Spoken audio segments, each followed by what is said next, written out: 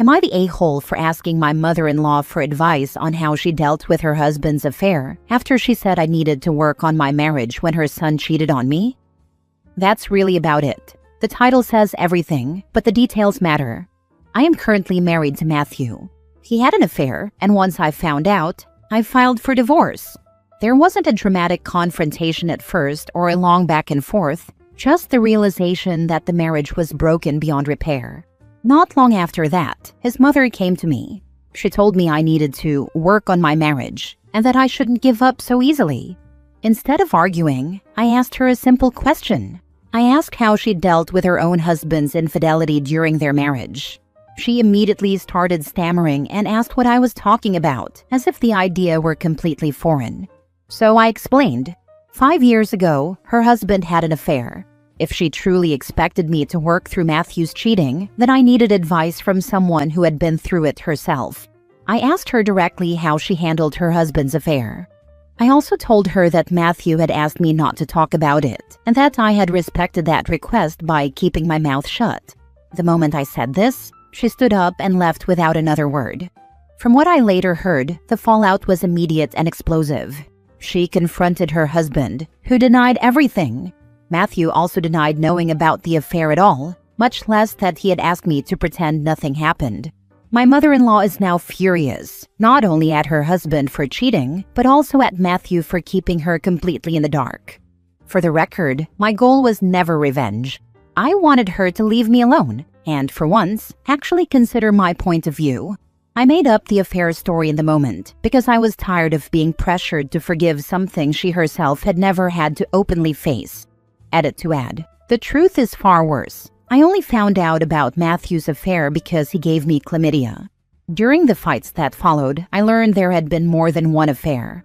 It also came out that my father-in-law actively helped him cheat. He told my mother-in-law that he was golfing with Matthew on Saturdays and that they were taking overnight fishing trips together. Those lies were cover stories, and he knowingly provided them, so Matthew could be absent from home without suspicion. Lastly, for context, my mother-in-law owns the house we lived in and charged us cheap rent. That's why she was able to walk into my home while I was packing my things to leave, and why I didn't immediately tell her to get out. That's the full picture. Now for the top comments. Wait, you made up the affair? So her husband never cheated? That you know. If so, you're absolutely the a-hole.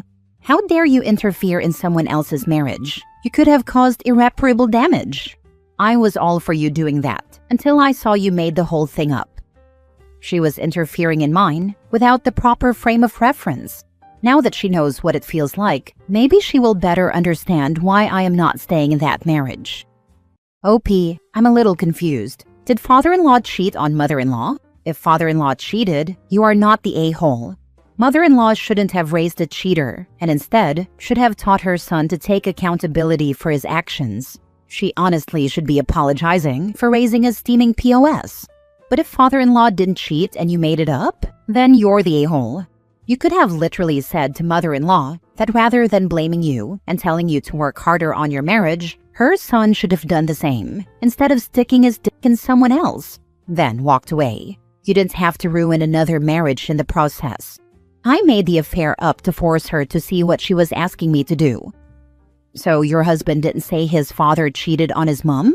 You created a grenade and chucked it right into someone else's marriage?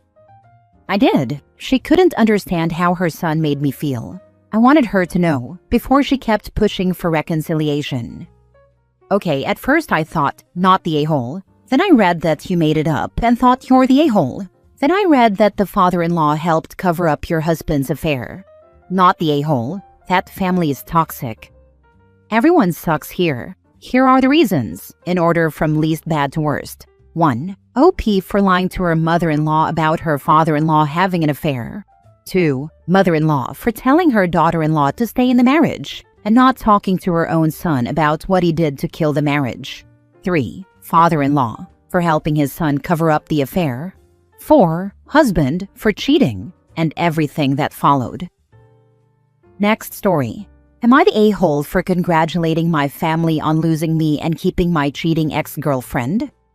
I, 23 male, dated Hannah, 23 female, for 7 years. I loved her, and we lived together for 3.5 years when I found out she was cheating on me. It wasn't one time or one person either. She had been cheating for years, and there were 3 guys that I know about. One of them got her pregnant and then dumped her, which is the only reason I found out she was cheating. Why did she cheat? She didn't want to be with me anymore, but she didn't want to lose my family because they treated her better than her own family treated her. Even before we started dating, she loved my family.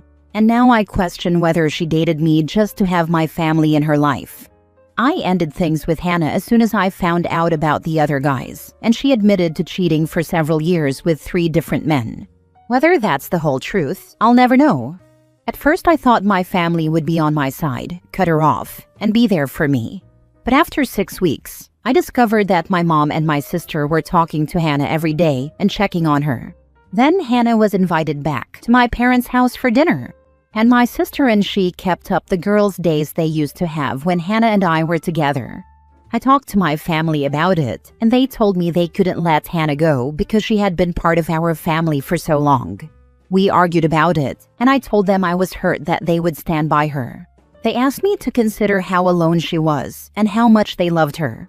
They insisted on including her in the family. I told them they couldn't have both of us, stopped showing up to family functions and dinners, and refused to hang out. Part of me hoped it would make them apologize and kick her to the curb, but it didn't. So I made the choice to disown my family, and I blocked them on social media and on my phone. Before I took that step, I went to get some of my belongings from my parents' house. I told them and 2 of my siblings what I was going to do, and they accused me of overreacting and throwing a toddler's tantrum. Then they said I was worse than a toddler because I wanted to hurt them. I told them it wasn't about hurting them, but about their lack of consideration for me as their brother and son.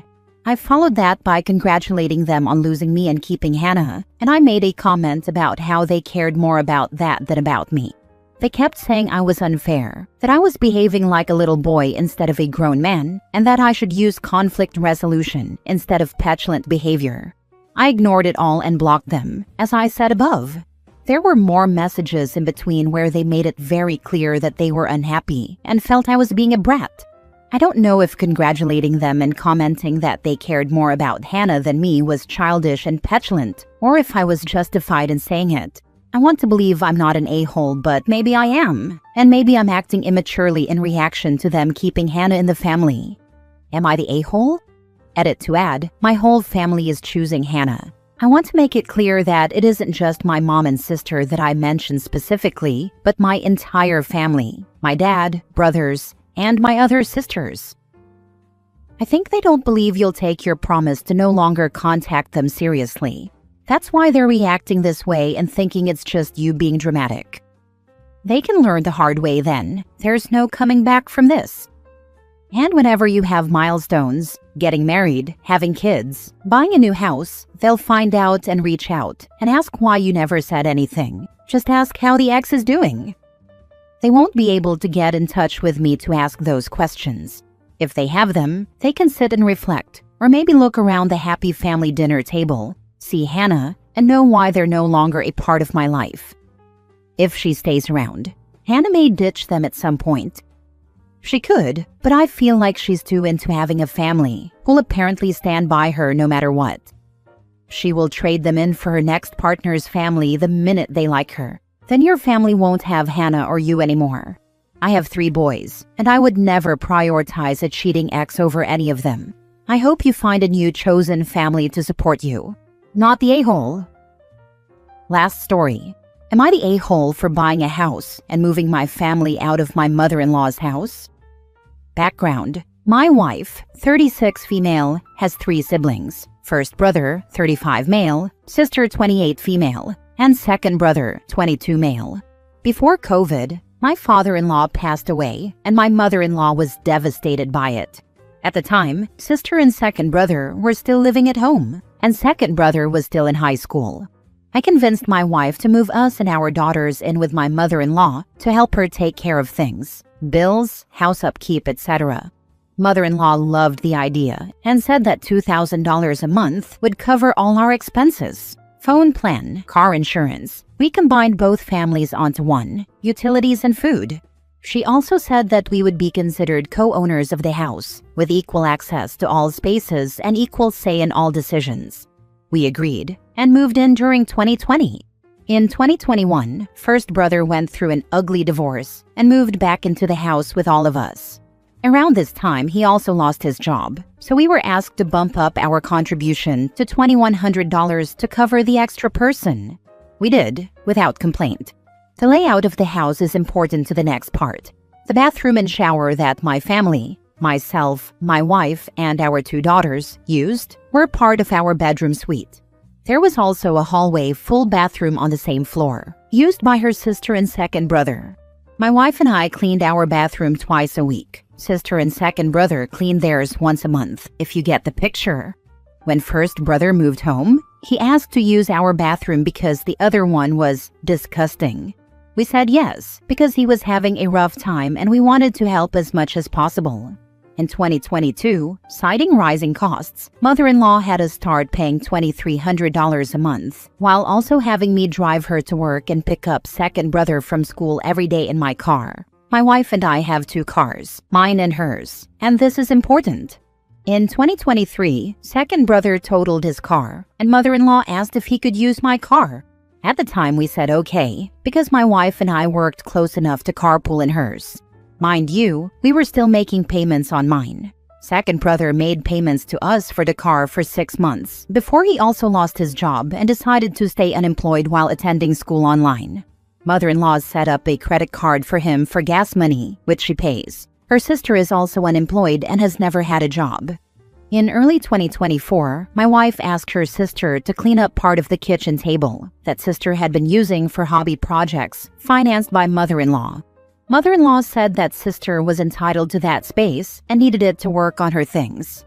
By this point, my wife and I had bought a mini fridge and microwave for our suite because we never had access to the kitchen for cooking or food. Our contribution was also increased to $2,500 a month. We asked for a breakdown of finances because we were unsure where our money was going. It's important to note that around this time we learned that father-in-law's life insurance had paid off the mortgage on the house and his car, which second brother wrecked. Mother-in-law had bought her own car prior to this and told us she was making payments on it to try to stay ahead of everything, though we didn't ask what that meant. In 2024, first brother got a girlfriend, Gina, who moved in with us along with her son. They all continued using our bathroom, citing the other bathroom as too dirty. They helped clean ours maybe once every 2 months. In 2025, my wife and I managed to work at the same place, and we were asked to increase our contribution to $3,000 a month. We asked why and requested financial records, but we were given the runaround every time. During this period, I paid off my car and gifted it to second brother, trying to avoid an argument over money. In mid-2025, I helped first brother with something outside the house and casually asked what he and Gina were contributing financially. He said about $500 every month or so. Curious, I dug further, and he told me that mother-in-law had been making double payments on all her credit cards and car loans for years. I confronted mother-in-law, and she said, "It's my house. I'm just allowing you to live here."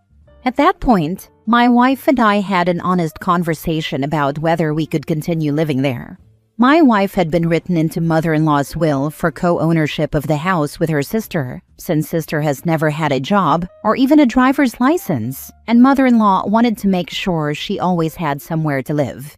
In late summer 2025, my wife and I got a unique opportunity to buy a house with a perfect layout, 5 minutes from our work and in a great school district. We started the process and told the family. Mother-in-law yelled at us, calling us liars and promise breakers, accusing us of refusing to do what we promised. She said we were abandoning the family, abandoning our responsibilities, and proving ourselves to be untrustworthy. We continued moving forward in the process, got the keys to the house, and moved over Thanksgiving. Only my wife's cousin, who lives 4 hours away, came to help us. The rest of the family mostly ignored us. On the last day of moving, there was a huge snowstorm, and I was at my mother-in-law's house loading the truck alone. My wife, daughters, and cousin were at the new house unpacking boxes and trying to get things set up. First brother and second brother came outside and made snowmen while I was loading the truck. And when I asked for help, they both claimed they were busy. Mother-in-law saw me once and complained that I'd gotten the floor wet from snow. I left and nobody said goodbye. For the record, I picked up the moving truck at 11 a.m. and returned it at 11:58 p.m. During this time, my wife and I fully separated our finances, phone and car insurance, before we moved into our house. In the first week of December, mother-in-law contacted us and said that we owed her $1,000 a month for the next year to cover our living expenses and the sudden move. We said no, we don't live there anymore, and she responded, "When you fail, you can't come back." After that, she only texted my wife in group chats with my wife's aunts and grandmother, but never directly. We haven't seen her since, even though we had planned activities together that she later had to abandon due to no longer being able to afford it. My wife is devastated because she had a good relationship with her mom up until this point, and now feels like she was just being used for money. For the record, everything we pay now, combined, comes out to less than $3,000 a month. So, am I the a-hole for moving my family out? Not the a-hole, but you both need to get a backbone. No disagreement here. Part of the reason we did this is that we realized how much we were being taken advantage of and got fed up with it. Your wife did not have a good relationship with her mother prior to the move. She had a transactional relationship where your family got fleeced. Not the a-hole, and good on you as parents for taking care of your family. Enjoy your life. Not the a-hole for buying a house, but you are an a-hole for one very important thing. You say you convinced your wife to move in with mother-in-law? WTF. I thought I was doing the right thing by helping family. My wife was just worried about changing our daughter's school districts. It turned out not to be so bad, but it was a legitimate concern at the time. No, not the a-hole. It was the best thing you could have done for your family. Yes, mother-in-law was using you to subsidize everyone else's living expenses. And your wife is understandably upset realizing this.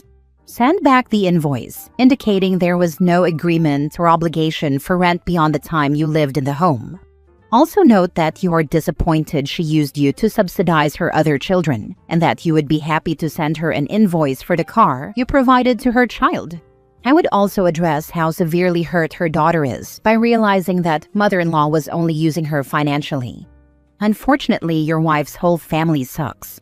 They were all using you for money. I would go low to no contact with them and have your wife focus on building a network of friends around your immediate family. Best wishes that she recovers from her family's financial abuse, and that you both learn to say no when it comes to anything financial.